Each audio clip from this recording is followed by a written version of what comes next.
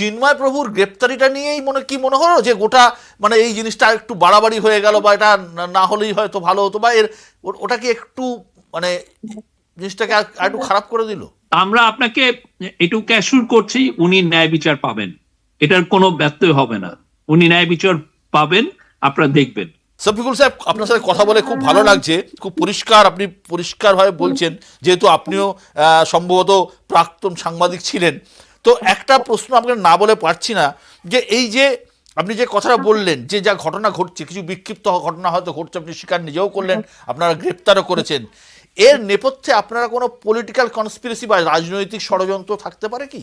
না, আমরা সেটা আসলে দেখছি, আমরা পুরো সবকিছু ইনভেস্টিগেট করছি, আমরা দেখছি, আমরা যাদেরকে দেখছি যে যারাই পারপিটেটর ছিল, কালপ্রিট ছিল, তাদেরকে অ্যারেস্ট করছি। এখানে কেউ পার পাবে না। কেউ একজন মাইনরিটিকে অ্যাটাক করে সেজন্য না মনে করে যে সে পার পাবে, এটাই, এই পার পাওয়ার সংস্কৃতি এখানে থাকবে না।